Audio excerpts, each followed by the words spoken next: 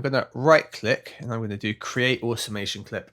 That gives me a fresh automation clip in here. Let's put it below this melody. We're going to switch that on. I'm going to hold shift and drag down just to put it below my drums. I'm going to drag track 2 up to bind it with track 1. That now gives me an automation clip that is always linked to these drums here. And now each value in the time section here in gross beat has a set parameter that we can apply to that automation clip. And it's really easy to get to. So let's take scratch part 5, for example.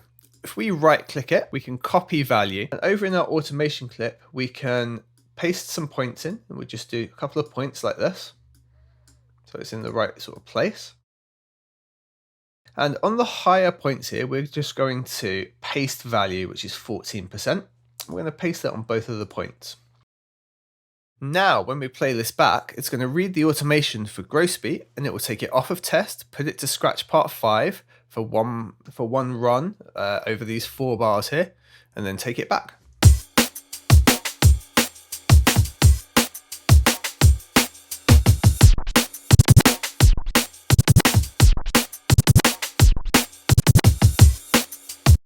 Now we can take that a step further. We know we don't maybe want that to last for the whole time. So we could really simply go to say mute, turn it off. So let's copy that value. We can add that in by putting our points in like we did before. We're going to paste the values here. We're just going to copy that one because we did adjust a value just there. So now,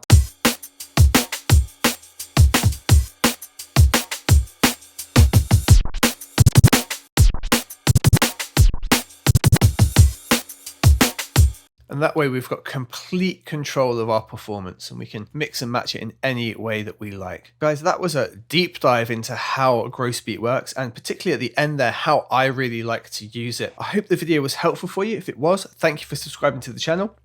Please bash a like on the video, and if you have any questions, throw it in the comments down below.